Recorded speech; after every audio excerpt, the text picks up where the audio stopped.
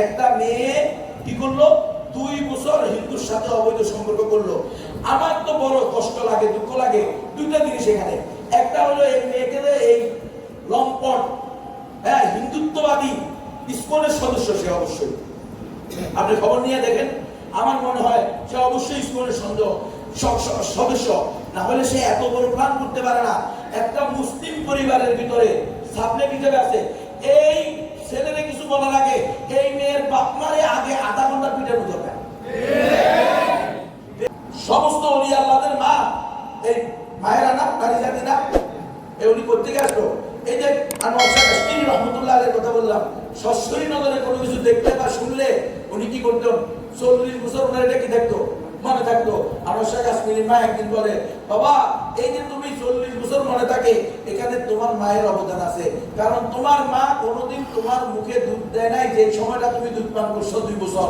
এই 2 বছরে ওযু ছাড়া কোনোদিন তোমাকে তোমার মা দুধ দেয় নাই। আল্লাহু আকবার। 2 বছর যখনই বাচ্চা দুধ খেত তখনই ওই মহিলা ওযু অবস্থায় থাকতো। চিন্তা করতে পারেন আপনি, তাহলে এই মহিলা কতটুকু তাকওয়া তাহারত ওয়ালি ছিল? আনোয়ার শাহ কাশ্মীরি শুনলে তো দিল বলে যায়, আল্লাহু আকবার। কিন্তু সেখানে তার মায়ের অবদান দেখেন। আল্লামা শফি, আল্লামা জুনায়েদ বাবুনগরী, মুহিবুল্লাহ বাবুনগরী, যত আলেম ওলামা আছেন, যত পীর মাশায়েখ আছেন, খান রাহানানি বলেন, শাহজাহান বলেন, যাদের কথাই আপনি বলবেন সবার পিছনে আপনি দেখেন তার মায়ের অবদান আছে না নাই?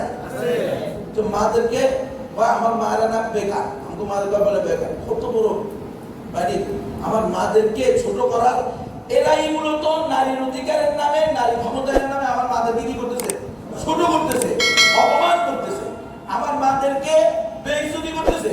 আমার মায়েরা থাকবে হলো ঘরের মধ্যে রানী সেজে, মায়েরা মাটি কাটবে না, মায়েরা রিক্সা চালাবে না, ভ্যান চালাবে না, মায়েরা দিন মজুরি করবে না, যা করা লাগবে ভ্যান চালাও, অটো চালাও, রিক্সা চালাও, দিন মজুরি করো।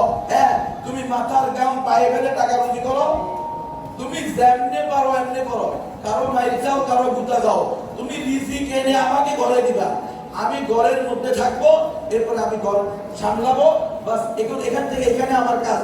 আমাকে আল্লাহ তাআলা সন্তান দিবে, এই আমার স্ত্রী প্রতি 1.5 বছর 2 বছর পরে আল্লাহর রহমতে একটা করে সন্তান হবে, ছেলে মেয়ে হবে।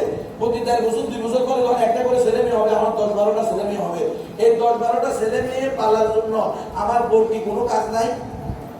তো আমার ছেলে মেয়ে যদি হয়, এদেরকে পালা, যে পালতেছে আমার বউ, এটা কি কাজ না? 12টা ছেলে পালন না, দেখি কয়টা কাজের মেয়ে রাখতে পারেন? আর কাজের মেয়ে, আপনার কাজের মেয়ে কি আপনার ছেলে পালার যোগ্য? আপনার মেয়ে পালার যোগ্য? আমার কাজের মেয়েরা আমার উপর খেলে যাবে। কাজের মেয়েদের সম্মান কাজের মেয়েদের জায়গায়। আনজিলুন নাসা মানাজিলাহুম, প্রত্যেক শ্রেণীর মানুষকে তার যে মর্যাদা, তার যে স্কেল, সে অনুযায়ী তাকে আপনি কি দিবেন? মর্যাদা দিবেন। তাদেরও অবশ্যই সম্মান আছে, ইজ্জত আছে, অধিকার আছে, আমি সেটা নিয়ে বলতেছি না। কিন্তু আপনি কি কাজের মেয়ে বিয়ে করতেন? আপনি তো কাজের মেয়ে বিয়ে করেন নাই।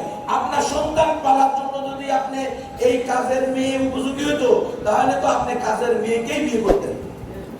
আপনি তো কাজের মেয়েকে বিয়ে করেন নাই, আপনি বলছেন এলাকার সম্ভ্রান্ত মেয়েকে, সম্ভ্রান্ত পরিবারের মেয়েকে, এই এলাকার প্রত্যেক আলেমের মেয়েকে, ভালো আলেমের মেয়ে, ভালো সমাজের মেয়ে, ভালো পরিবারের মেয়ে খোঁজে কি খোঁজে না মানুষ? তো কাজের মেয়ে বিয়ে করে নিয়ে আসতেন। এই যে আমাদের মাদেরকে বলছে, এগুলো সম্পূর্ণ ধোকা দিয়ে, বোকা বানিয়ে ধ্বংস করার সেই ধ্বংস। এখন দেখেন, একটা মেয়ে কি করলো, 2 বছর হিন্দুর সাথে অবৈধ সম্পর্ক করলো। আমার তো বড় কষ্ট লাগে, দুঃখ লাগে। দুইটা জিনিস এখানে, একটা হলো এই মেয়েকে এই লম্পট হিন্দুত্ববাদী ইসকনের সদস্য, সে অবশ্যই আপনি খবর নিয়ে দেখেন, আমার মনে হয় সে অবশ্যই ইসকনের সদস্য, না হলে সে এত বড় প্ল্যান করতে পারে না। একটা মুসলিম পরিবারের ভিতরে সাবলেট হিসেবে আছে, এই ছেলেরে কিছু বলার আগে এই মেয়ের বাপ মারে আগে আধা ঘন্টা পিটানো দরকার। বেগায়রত, বেলাজা, বেহায়া, বেশরম, বেহুদা, অথর্ব কোথাকার। মুসলমান হয়ে তোমার ঘরের ভিতরে তুমি সাবলেট হিন্দুরে কিভাবে দিলা?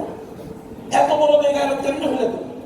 হ্যাঁ, মুসলমানের ঘরে না তোমার বউ আছে, মেয়ে আছে, মানে এইটা হলো ওয়ালা তাকুনু কাল্লাযিনা নাসুল্লাহ ফাআনসাহুম আনফুসাহুম। বেটা নিজে ভুলে গেছে, এটা আপনারা বুঝছেন না, নিজে ভুলে যায়। সৈয়দ আবুল হাসান আলী মিয়া নদভী রহমাতুল্লাহ আলাইহি বলছে, এই আয়াত পড়ে আমার শুধু পেরেশান হয় কি এটা কি বলে মানুষ নিজেকে নিজে কেমনে বলে আমি আমার ভুলে গেছি এটা কেন এটা কেমনে সম্ভব হঠাৎ করে এর মধ্যে আমার কি হয়ে গেছে সফর হয়ে গেছে ইউরোপে সেখানে গিয়ে দেখি ওই ফুটপাতে দিয়ে হাঁটার সময় এক মহিলা কুত্তার বাচ্চারে কোলে রয়েছে আর নিজের বাচ্চারে 3-4 বছর বাচ্চারে পিছিয়ে পিছিয়ে হাঁটে দিচ্ছে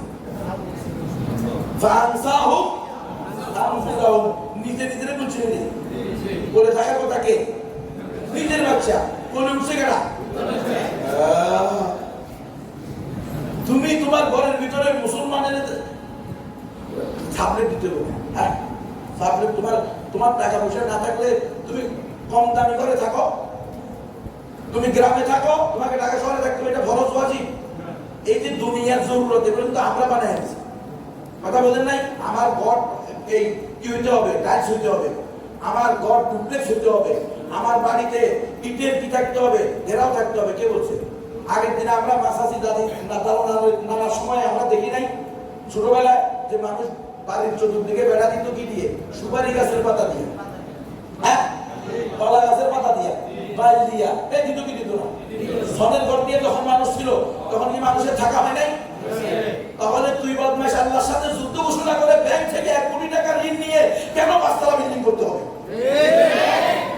এই ফরজ ওয়াজিব করতে গেছো আমার বিল্ডিং এ থাকতে হবে এটা কি ফরজ আমি মাটি ঘরে থাকলে কি আমার দিন যাবে না হায়াত যাবে না এটা হলো পুঁজিবাদী জীবন ব্যবস্থার কুফল বিফল তাগুতি জীবন ব্যবস্থার বিফল কে বললো আপনাকে যে আপনার 50 লাখ টাকা দিয়ে ব্যবসা শুরু করতে হবে 50 কোটি টাকা দিয়ে ব্যবসা শুরু করতে হবে 500 টাকা আছে 500 টাকা দিয়ে ব্যবসা শুরু করব আগে দিন মজুরি করব পরে আল্লাহ তৌফিক দিলে আস্তে আস্তে ব্যবসা করব না হ্যাঁ ব্যাংকাররা আপনার পিছু পিছু করে দেন আমাদের থেকে 50 লাখ টাকা নেন 20 লাখ টাকা নেন 10 লাখ টাকা নেন যখন নিলেন সাথে সাথে ওদের সাথে সুদের সাথে আপনি জড়িত হয়ে গেলেন আল্লাহর পক্ষ থেকে আল্লাহ রাসূলের পক্ষ থেকে সমস্ত মাখলুকের পক্ষ থেকে লানত আসা শুরু হয়ে গেছে লানাল্লাহু আকিলা রিবা ওয়া মুকিলাহু ওয়া কাতিবাহু ওয়া শাহিদাহু সুদ খানেওয়ালা খাওয়ানেওয়ালা সাক্ষী দেনেওয়ালা বহনকারী সবার উপরে আল্লাহর লানত আল্লাহ যারা লানত করে মাখলুক তারে কি ভালোবাসে না